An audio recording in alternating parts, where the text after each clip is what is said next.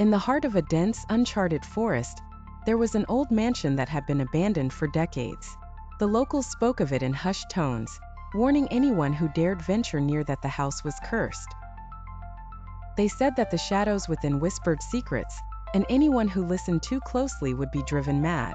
One chilly October evening, Emily, a young and adventurous journalist, decided to investigate the mansion for a feature on haunted places. Armed with her camera, flashlight, and a notebook, she entered the mansion just as the sun dipped below the horizon.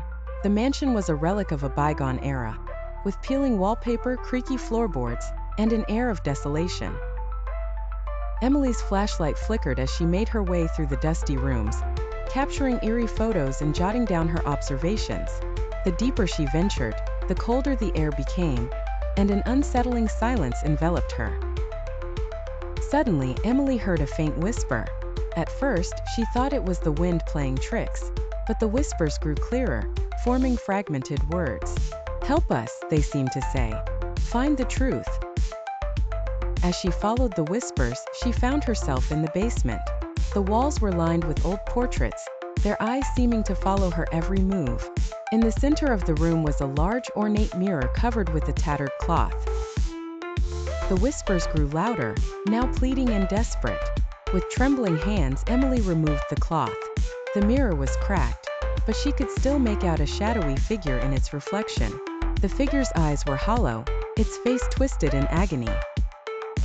Emily's heart raced as the figure began to speak, its voice echoing through the room. "We were trapped here," the figure said. "The shadows, they feed on fear. They keep us here forever. Find the source and set us free." Panic surged through Emily as she searched the basement for any clue. Behind a loose brick in the wall, she discovered a hidden compartment containing an old diary. The diary belonged to the mansion's original owner, a man who had delved into dark rituals, seeking immortality. The final entry detailed a ritual gone horribly wrong, binding his soul to the mansion. Emily realized that the shadows were the trapped souls of those who had tried to escape the curse. The diary described a way to break the curse, destroying the mirror.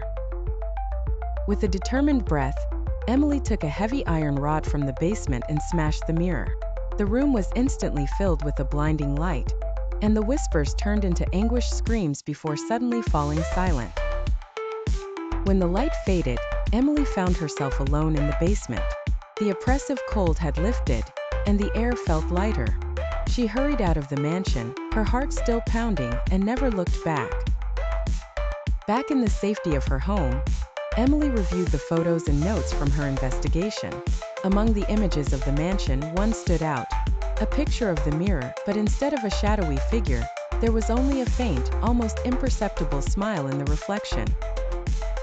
To this day, Emily never speaks of what happened that night, but the locals still whisper of the mansion, now a little less foreboding, yet always carrying the weight of its dark history. And sometimes, when the wind is right, they say you can still hear the faintest of whispers, carried through the trees, seeking someone to listen.